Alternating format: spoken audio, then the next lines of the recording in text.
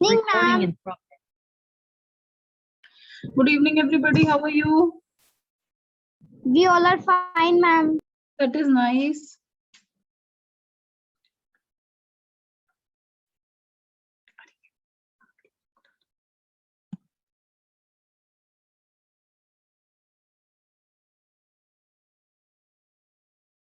Excuse me, ma'am. Yes. Ma'am attendance send कर दे chat box हाँ, में। कर दो।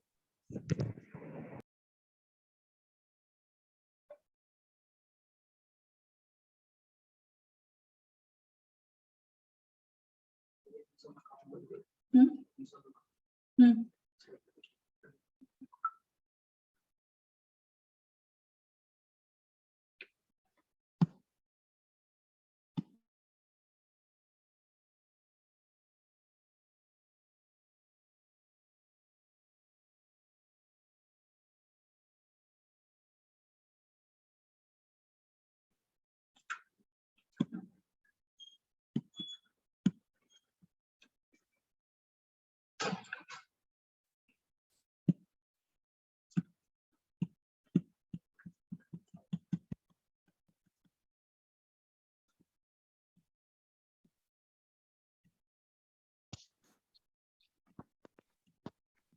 Ma'am good evening.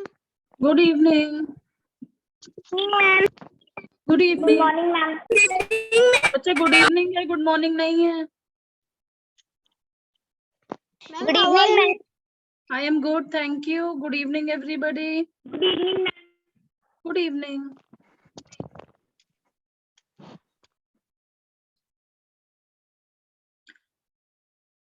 Do all of you know that you have a selection test on 21st of June? Have you been told about the test? Ma'am yes. What do Yes, you ma'am. know? What do you know about the test? Who will tell me? Okay, Yashveer, tell me what do you know about the test? दी हमारा दी 21 date को test होगा दी। मुझे हिंदी नहीं समझ आती, मुझे बोल नहीं आती है, मुझे समझ नहीं आती, ना मुझे हिंदी समझ आती ना मुझे पंजाबी समझ आती। इंग्लिश में बताओ। Ma'am good evening. Good evening. Ma'am और paper held on 21st of. Good evening ma'am. Good evening. Paper ma'am और paper held on 21st of June. All the papers come in mixed form. Yes, very good. Ma'am Jyoti ma'am tell only these information. Very good. This is more than enough. आओ ठीक करते।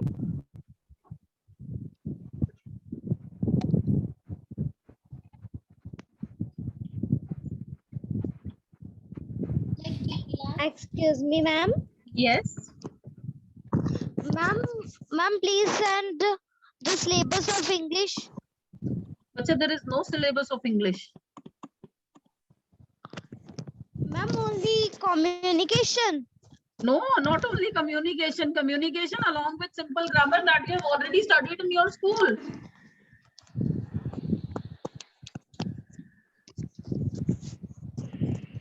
Ma'am repeat करना, आपकी मतलब voice clear नहीं है। Everything that you have done here along with whatever you have done in your class. Okay ma'am. Okay ma'am. अच्छा, मुझे कौन बताएगा कि आप लोग यहाँ पर क्यों हो, आपकी क्या एक्सपेक्टेशन है, मुझे कौन बताएगा? Raise your hand who wants to tell why you have joined these classes, why you are here.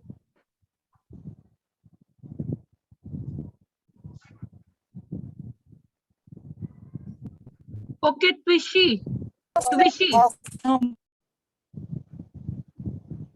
Yeah, tell me, Twishi.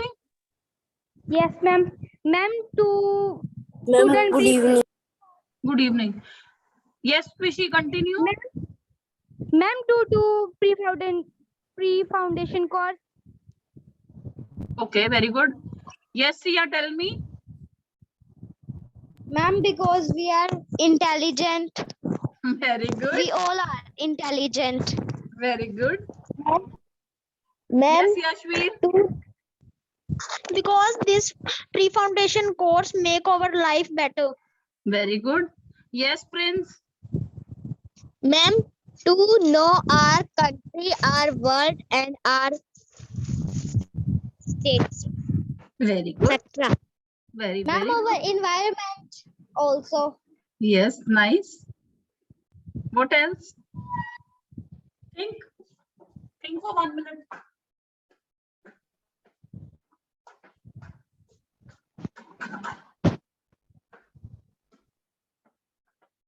One of you said that it is a pre-foundation course. Very nice. It is a pre-foundation course. But pre-foundation course of what? Pre-foundation course of class 7th or class 8th or something else? Ma'am, sixth. Ma'am, sixth. Ma'am, sixth to eighth. Ma'am, sixth to eighth. Ma'am, sixth to eighth. अरे बच्चे Ma'am, 6th sixth to to eighth. 8th में तो हम आपको पढ़ा रहे हैं, लेकिन ये किस चीज की प्री फाउंडेशन है? पहले आप लोग मुझे ये बताओगे, आप लोग क्या समझते हो प्री फाउंडेशन से? What do you understand by the word pre foundation?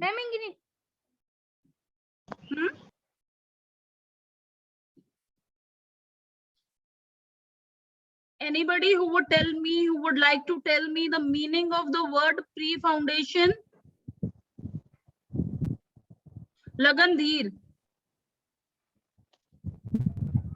The work that will be, we will 7th or 8th, we in this pre-foundational course, we will study in all. Very good, very good.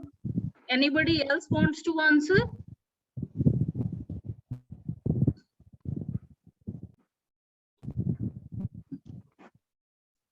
Foundation क्या होती है, कौन बताएगा?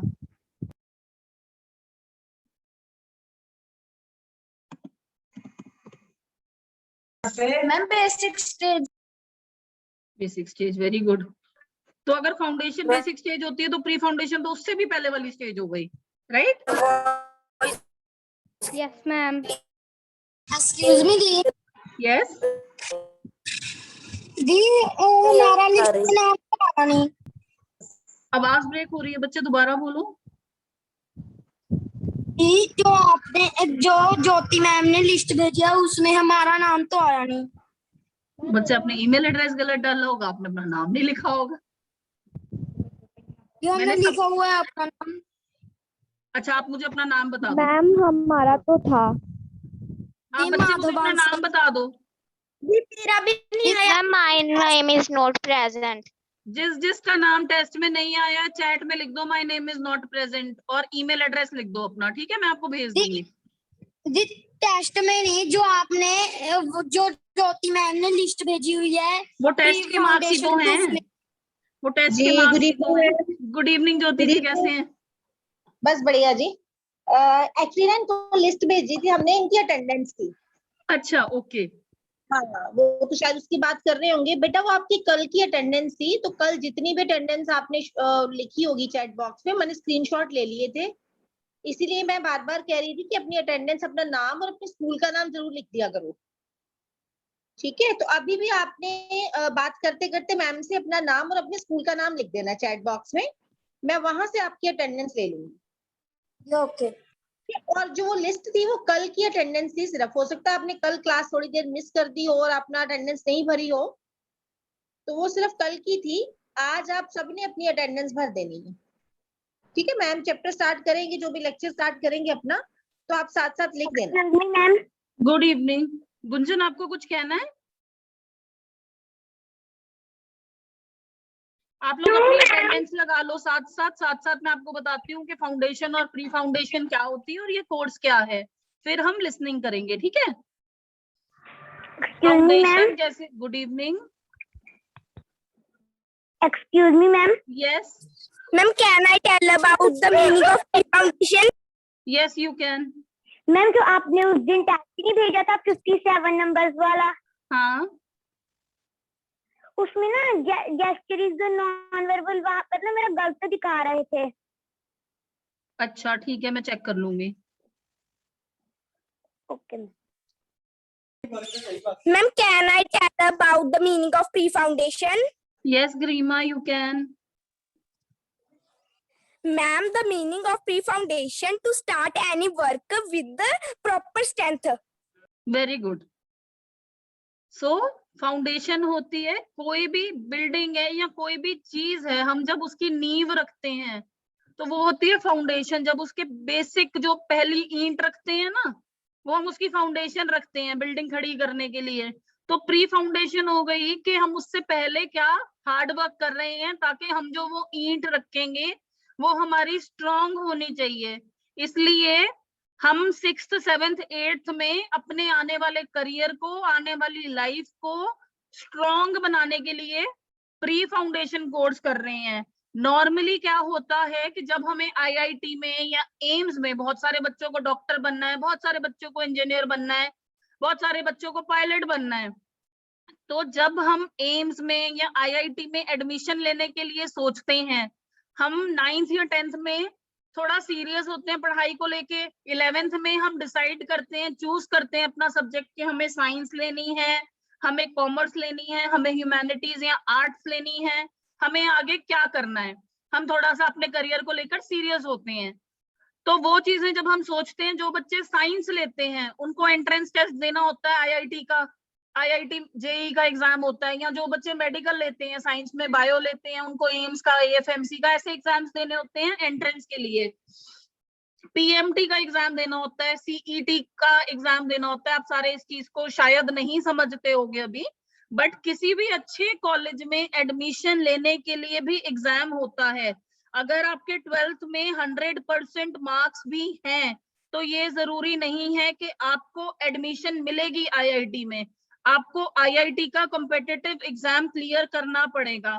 हो सकता है कि किसी बच्चे के 75% मार्क्स हैं और आपके 80% मार्क्स हैं, लेकिन कंपटीशन में, कॉम्पिटिटिव एग्जामिनेशन में जो आपका एंट्रेंस एग्जाम होगा उसकी स्पीड आपसे ज्यादा है. तो अगर उसकी स्पीड आपसे ज्यादा है, वो 100 में से 90 क्वेश्चंस अटेम्प्ट कर रहा है, आप 100 में से 80 क्वेश्चंस अटेम्प्ट कर रहे हो, और आप दोनों का लेवल सेम है, तो उसके क्वेश्चंस ज्यादा सही हो जाएंगे, उसके मार्क्स हो जाएंगे ज्यादा और वो सिलेक्ट हो जाएगा.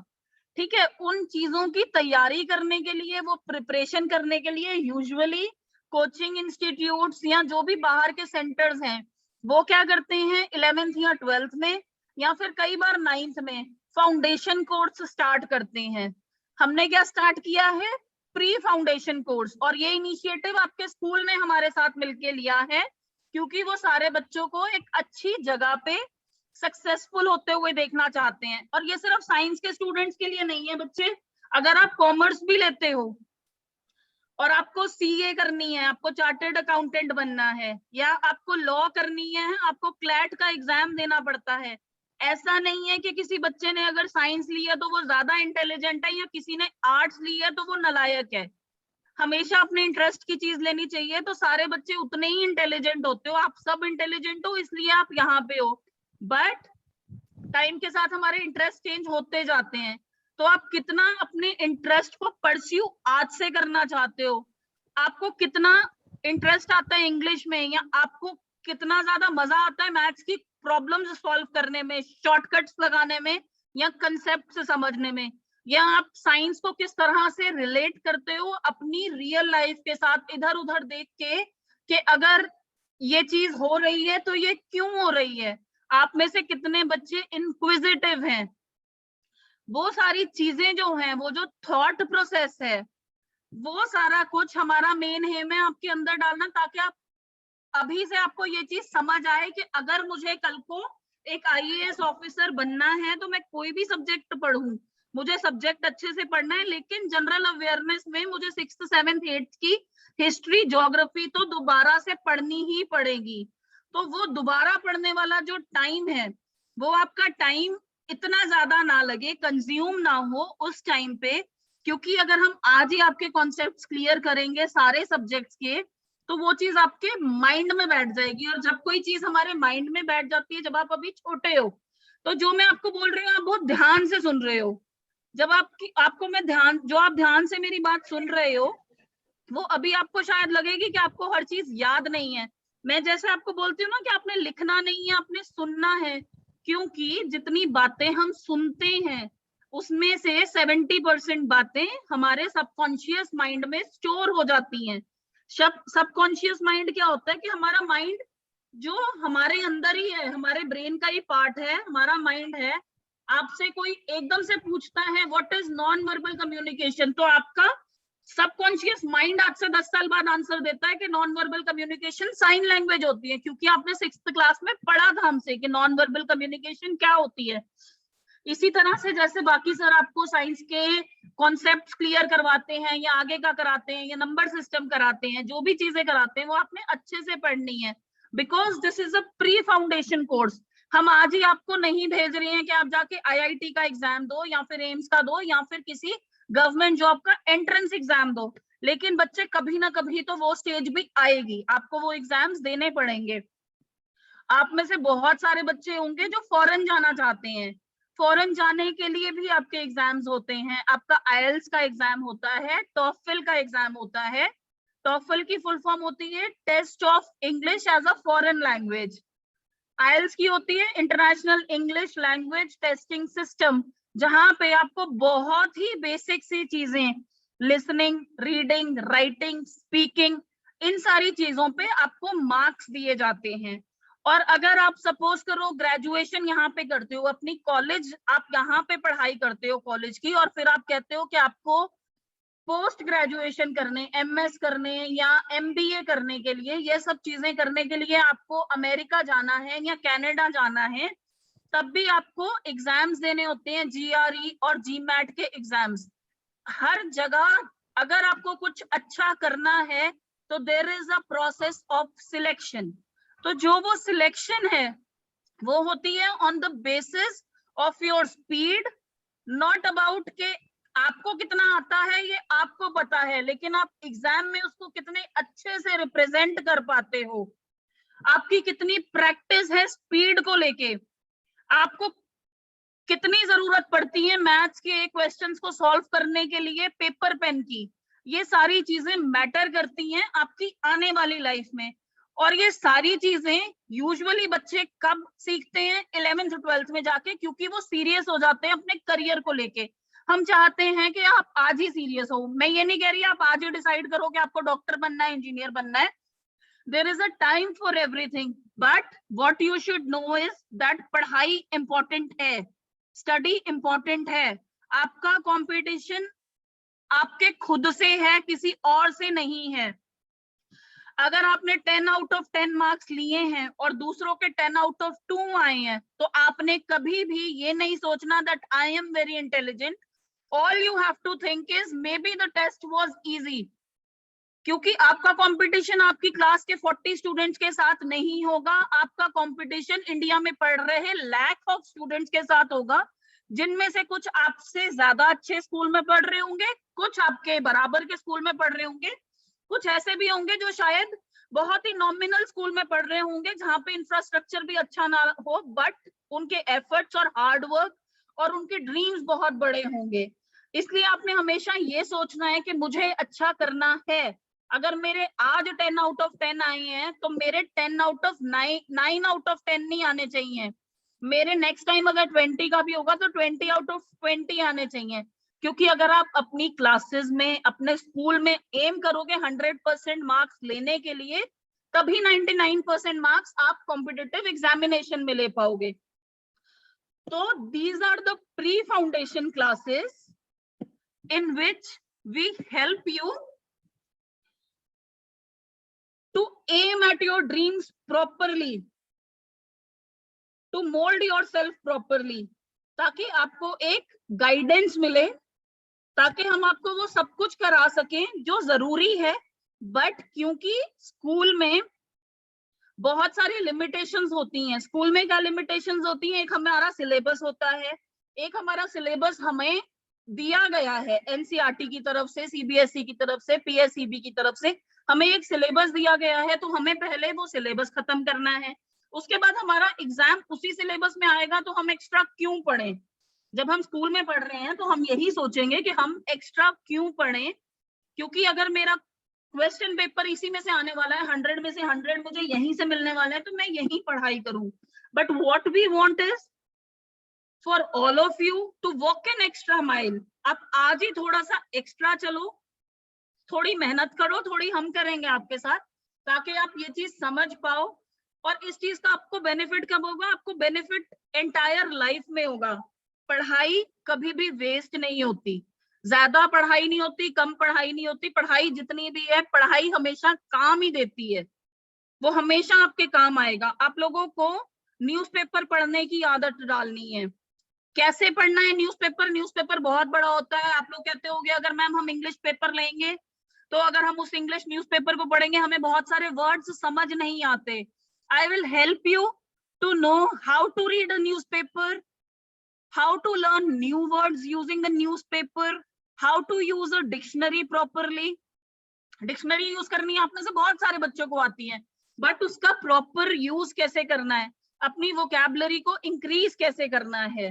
कल को अगर आप कैट का एग्जाम देते हो, जो इंडिया में IIM के लिए होता है और बेस्ट एग्जाम माना जाता है MBA की एंट्रेंस के लिए, उस एग्जाम में सबसे ज्यादा काम आती है वोकैबुलरी, आपकी स्पीड, आपकी efficiency.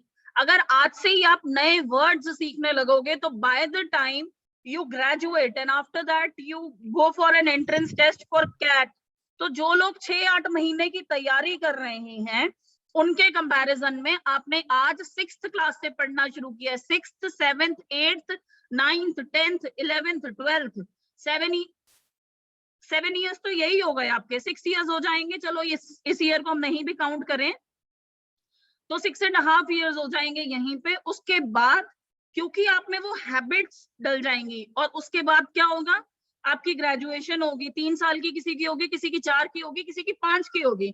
Because if I talk about LLB या लॉ, वो 5 साल की होती है। अगर मैं MBBS की बात करूं वो 5 साल की होती है। इंजीनियरिंग 4 साल की होती है। BSc सिंपल 3 साल की होती है। तो ग्रेजुएशन किसी की 3 साल की होगी, किसी की 4 साल की होगी, किसी की 5 साल की होगी। लेकिन अगर किसी को MBA करना है तो उसके लिए ग्रेजुएट होना जरूरी है। और आप अपनी ग्रेजुएशन के बाद ही UPSC या सिविल सर्विसेज, IAS बनने के, IPS बनने के या SDM बनने के, DM बनने के जो भी एग्जामिनेशंस होते हैं, जो स्टेट सिविल सर्विसेज होती है या UPSC होती है, that you will only be able to appear once you have graduated। तो by the time you graduate आपकी हैबिट्स इतनी अच्छी हो जाएंगी और आपका डिसिप्लिन इतना अच्छा हो जाएगा कि शायद आपको कहीं जाने की जरूरत नहीं पड़ेगी, आप खुद तैयारी कर सकते हो।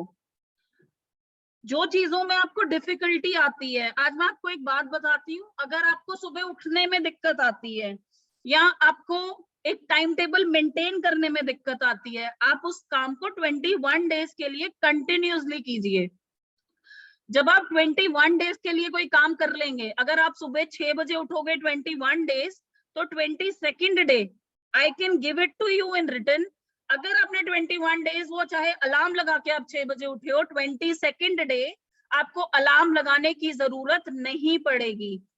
सिमिलरली यही चीज को अगर आप 90 दिन के लिए कंटिन्यू कर लोगे तो 91 डे जो होगा उसके बाद आपका इतना सेल्फ कंट्रोल हो जाएगा कि अगर आपको कोई बोलेगा भी कि आप 8 बजे उठा करो या 9 बजे उठा करो, आपकी नींद अपने आप 6 o'clock खुल जाएगी, चाहे आप रात के 12 बजे सो, चाहे 2 बजे सो, क्योंकि आपको जल्दी उठने की आदत है। बट जब हमने जल्दी उठने की आदत डालनी है तब हमने जल्दी सोने की आदत भी डालनी है। और हमने जल्दी सोने की आदत क्यों डालनी है? Because early to bed early to rise makes a man healthy, wealthy and wise. हमें हमेशा जल्दी सोना चाहिए और जल्दी उठना चाहिए। अगर हम सुबह उठ के थोड़ा सा टाइम भी पढ़ाई करते हैं या जो भी काम हम करते हैं, वो हमारे माइंड में इतने अच्छे से जाता है जो बाकी के सारे दिन नहीं जाता, क्योंकि हमारा माइंड मोस्ट एक्टिव होता है अर्ली मॉर्निंग। हमने कोशिश करनी है कि हम सुबह उठ के कुछ अच्छा सोचें, कुछ अच्छा करें। Start your day with praying.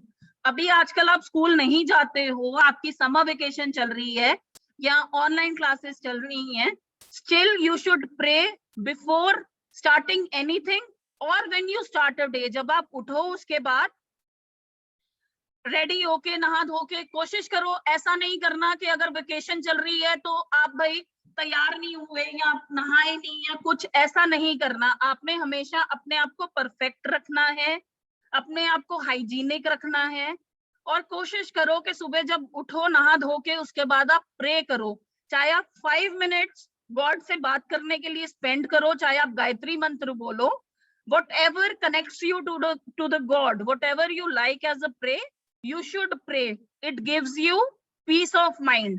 और जब आप अपना दिन प्रे करके स्टार्ट करते हो तो आपकी सारी चीजें अपने आप इन लाइन आ जाती हैं. There are many students who are telling me that they study for 1 hour in the morning and pray to God every day. If you are doing so, that is really nice and that is very good. This only tells us that you are the best students and that is why you are here. Because we know that you are different from other students and you are more special than them. That is why we want to help you to be a better human being. इसलिए इन सब चीजों के लिए ये बहुत सारी चीजें हैं जो हम आपको करवाएंगे. Right now we are doing very basic English because I want to understand that how much you are able to grasp what I tell, how much you are able to go with my speed, because आप लोग बहुत छोटे हो मेरे हिसाब से, 6th class के बच्चे हो, तो मुझे आपको अपने लेवल पे लेके आने के लिए और जो चीजें मुझे करानी है वो कंसेप्ट क्लियर करने के लिए मैं धीरे धीरे चल रही हूँ ताकि मैं अच्छे से आपको समझा पाऊं. I don't want to complete a syllabus कि आपको ऐसा लगे कि मैम बस एक ही चीज बार बार करा रही हैं. मैं कम्युनिकेशन पिछले 1.5 हफ्ते से करा रही हूँ लेकिन हर पार्ट को इतने अच्छे से ले रही हूँ because communication is the base of the language. You should know it very well. अगर नहीं समझ आ रहा है तो मैं दोबारा समझाऊंगी, बट कुछ चीजें आपको समझने में टाइम लगेगा. आप कितने अच्छे से हमारे गूगल फॉर्म्स को फॉलो कर पा रहे हो, हम कितने अच्छे से अपने मैसेजेस या जो हम आपको नॉलेज इम्पार्ट करना चाह रहे हैं वो कम्युनिकेट करवा पा रहे हैं. That is our major concern and this is the reason that ये वाली जो क्लासेस हैं, अब जब आपका 21 जून को एग्जाम होगा, ये बहुत सिंपल रखी है हमने क्लासेस. जो 21 जून को आपका एग्जाम होगा उसमें मैंने पहले भी बताया बट बहुत सारे बच्चे तब क्लास में नहीं थे. Don't think that we will only ask questions from communication. No, we will ask you questions about the language English. Probably we will not keep any question from literature. आपकी English literature books में से हम questions नहीं रखेंगे, but yes for sure आपकी grammar जो आप मुझे बता चुके हो कि आपकी क्लास में हो चुकी है, हम उसमें से क्वेश्चंस रखेंगे. जो मैंने आपको कराया है उसमें से क्वेश्चंस रखेंगे. और very basic general knowledge, very basic, like the prime minister and the president, who was the first prime minister, who was the first president. Ma'am, yes ma'am एक बार फिर भी आप इंग्लिश ग्रामर का सिलेबस बता दोगे? आप मुझे बताओ आप लोगों की क्लास में क्या क्या हुआ है. सब अलग अलग स्कूल से हैं, इसलिए मुझे आपसे नेक्स्ट क्वेश्चन यही पूछना था कि अब आप लोग मुझे बताओ कि आप लोगों के स्कूल में क्या क्या हुआ है. इनिशियली आप सबने मुझे बताया था नाउन, प्रोनाउन, एडजेक्टिव, एडवर्ब, आप लोग सब कुछ कर चुके हो. मैम नाउन और मैम नाउन टेंसेस. नाउन कर चुके हो, टेंसेस कर मैम चुके हो. नाउन प्रोनाउन ये सब कर लिए. नाउन, प्रोनाउन, टेंसेस ये सब आपने कर लिया. Because I have to make sure कि मैं ऐसा कुछ एग्जाम में ना डालूं जो आपने ना कर रखा हो. मैम मैंने तो अभी नाउन एंड प्रेजेंट टेंसेस ही किए हैं ओनली. हमें तो अभी नाउन और प्रेजेंट टेंसेस ही करवाए हैं. सिया जी आप कौन से स्कूल में हो? मैम SHVM फाजिल का. फाजिल का, अच्छा. ये गुंजन भी कह रही है ओनली नाउन्स, ये 2-3 बच्चे और कह रहे हैं ओनली नाउन्स.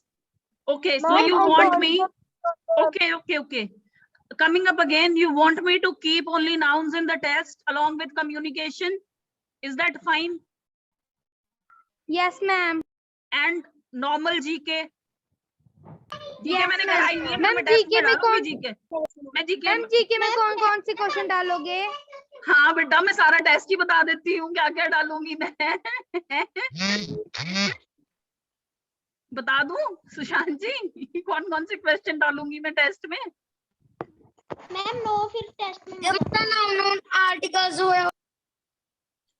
हुए नहीं, मैं आपको सुनो मेरी बात, मैं आपको स्टोरी राइटिंग, पैराग्राफ राइटिंग, ताकि मुझे पता लगे कि आप लोगों का राइटिंग स्किल कैसा है।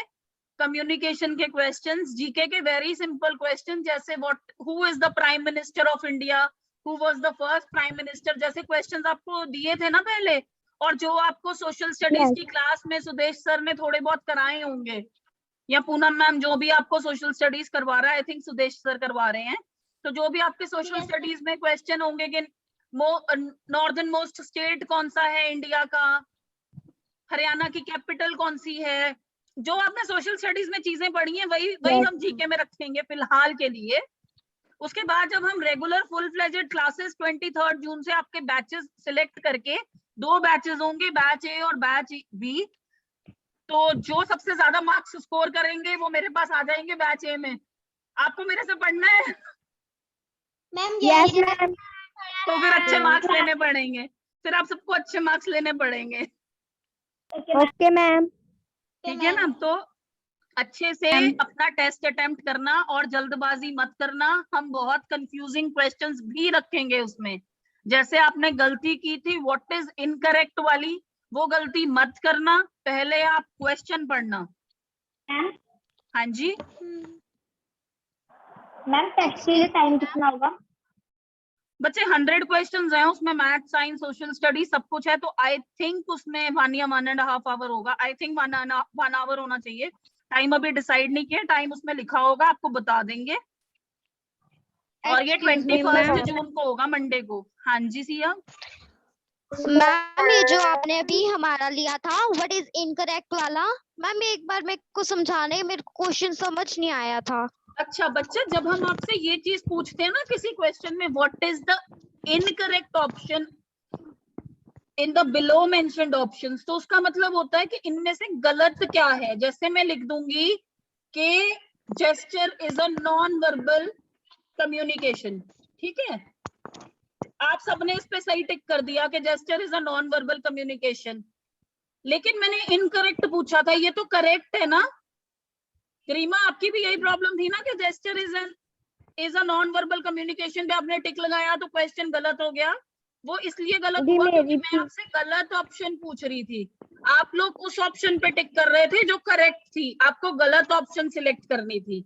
अगर कहीं भी आपसे ये पूछा जाता है कि इनकरेक्ट सिलेक्ट करो या व्हाट इज नॉट राइट, तो आपको गलत चीज सिलेक्ट करनी है। उदय, आपको कुछ कहना है?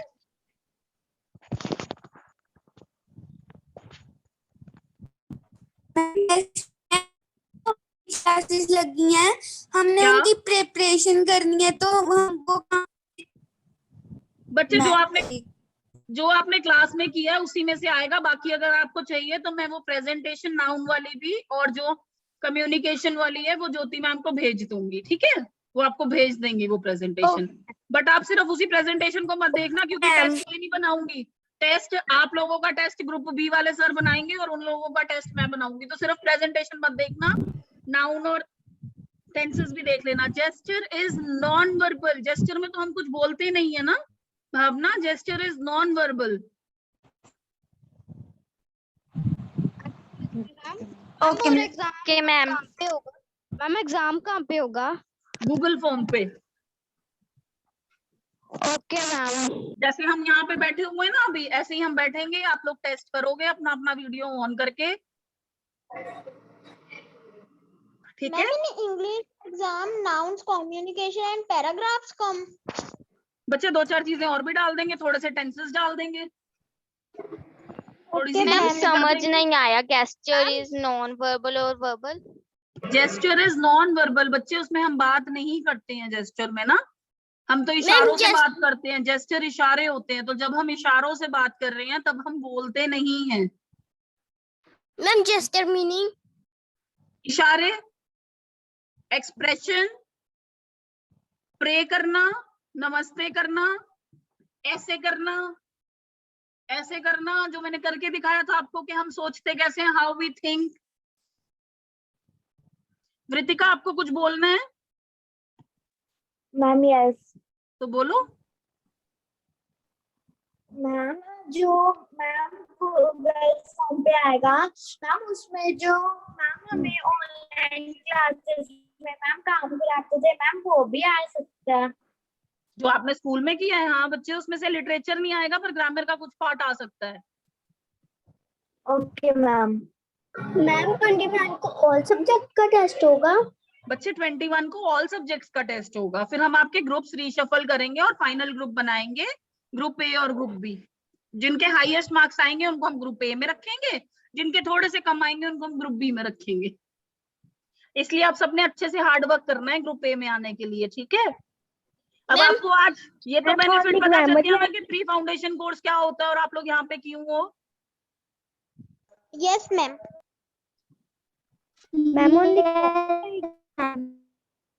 मैम हाँ जी, मैम आपने इंग्लिश जीके के साथ एक और सब्जेक्ट रखा था मैम, रीजनिंग। मैम रीजनिंग में आप क्या करवाओगे मैम?